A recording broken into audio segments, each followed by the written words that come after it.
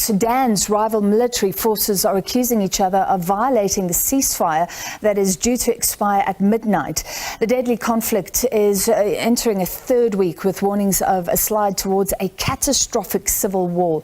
Hundreds of people have been killed, thousands wounded since a long-simmering power struggle between the Sudanese army and the paramilitary rapid support forces erupted into a full-blown conflict on April the 15th. Joining us now from Juba in South Sudan is SABC News correspondent Patrick Oyet. Patrick, thank you for being with us. We've been covering the South Africans that have been evacuated, all countries trying to get diplomats and citizens out. And to facilitate that and some sort of stability, there was a ceasefire. Has it held?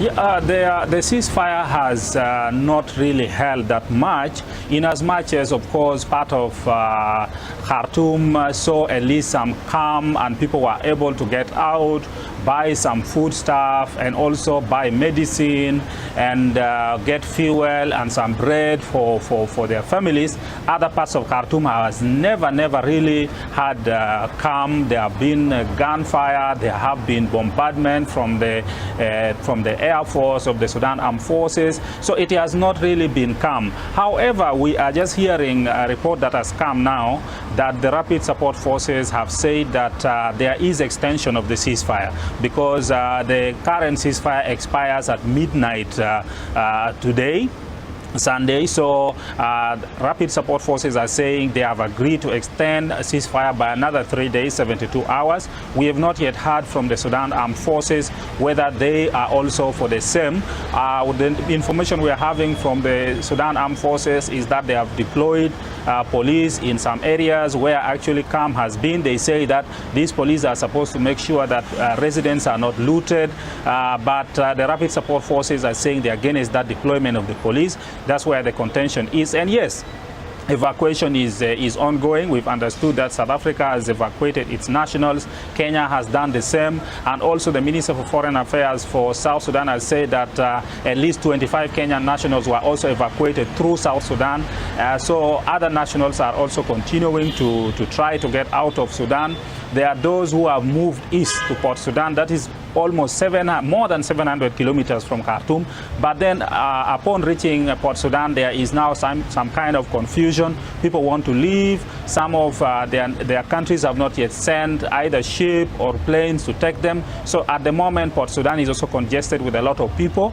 And there are also no basic goods, no money for those people to really buy what they need in Port Sudan.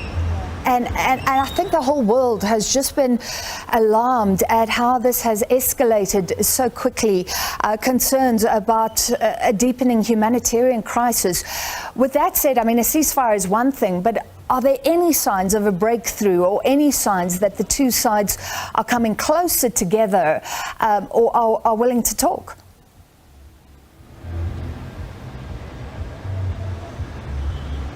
No, there is, of course, some kind of effort in the region. For example, the Intergovernmental Authority on Development, or IGAD, which is the East African regional body, where Sudan actually is the chair at the moment, has appointed President Salva Kiir of South Sudan to head a team of presidents, including President of Kenya and President of Djibouti, to try to find a solution for Sudan's crisis. Yes, whereas this team is on the ground, especially in South Sudan, and they keep saying that they're in contact with the generals in Khartoum, there is still no proper indication when talks will start, or have they even agreed for some kind of framework to have talks, because the issue with the Sudan's case is that we are just in the first stage of trying to stop the flying of bullets. For any meaningful peace process to begin, the guns have to go silent, and the guns have up to now failed to go silent. So this is the effort that the region is trying to make, to first of all make sure the guns go silent. It is not happening. We're also hearing Saudi Arabia saying they are also ready to try to mediate a peace deal.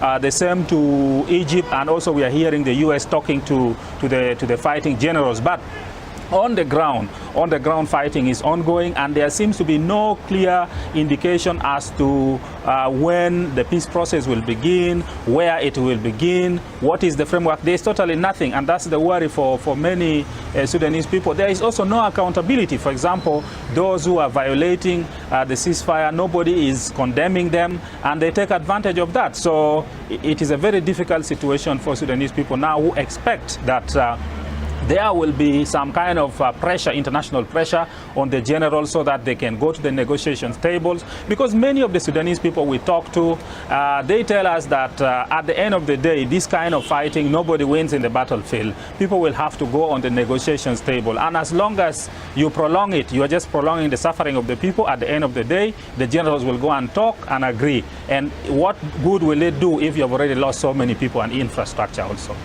Indeed, thank you. Please keep us updated. Patrick Oyete, SABC's news correspondent in Juba in South Sudan, following this situation closely for us in Sudan.